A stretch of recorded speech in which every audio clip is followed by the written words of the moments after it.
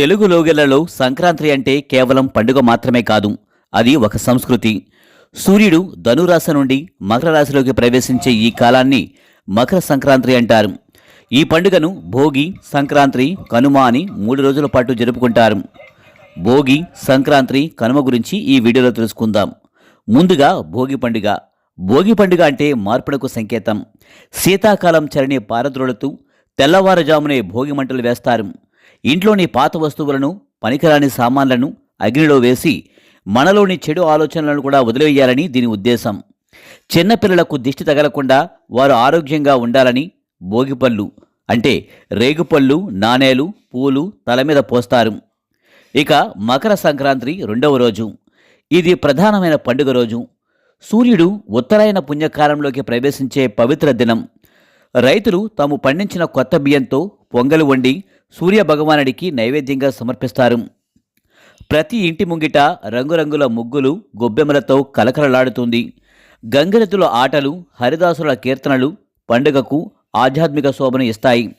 కొత్త అల్లుళ్ళు, బంధువుల రాకతో ఇల్లు సందడిగా మారతాయి.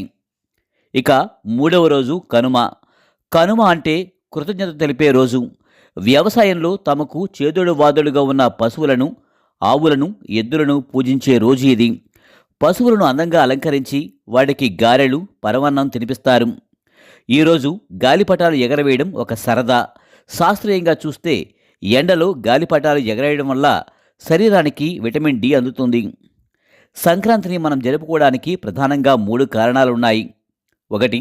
రైతు పండుగ. పంటలు చేతికి వచ్చే సమయం ఇది. కష్టపడి పండించిన ధాన్యం ఇంటికి చేరిన సంతోషంలో ఆ ప్రకృతికి మరియు దైవానికి కృతజ్ఞతలు చెప్పుకోవడమే ఈ పండుగ ముఖ్య ఉద్దేశం. మరొకటి ఖగోళ మార్పు. సూర్యుడు దక్షిణాయనం నుంచి ఉత్తరాయణానికి మారతాడు. ఇది దేవతలకు పగలని భావిస్తారు. అందుకే ఈ సమయంలో చేసే స్నానాలు, దానాలు పుణ్యప్రదమని నమ్ముతారు. మరొకటి సామాజిక ఐక్యత. అందరూ కలిసి భోజనం చేయడం, బంధువులను పలకరించడం ద్వారా కుటుంబ బాంధవ్యాలు బలపడతాయి. ఇక నువ్వులు, బెల్లం కలిపి తినడం వెనుక ఆరోగ్య రహస్యం ఉంది. శీతాకాలంలో వచ్చే చలిని తట్టుకోవడానికి శరీరాన్ని వెచ్చగా ఉంచే శక్తిని ఇవి ఇస్తాయి.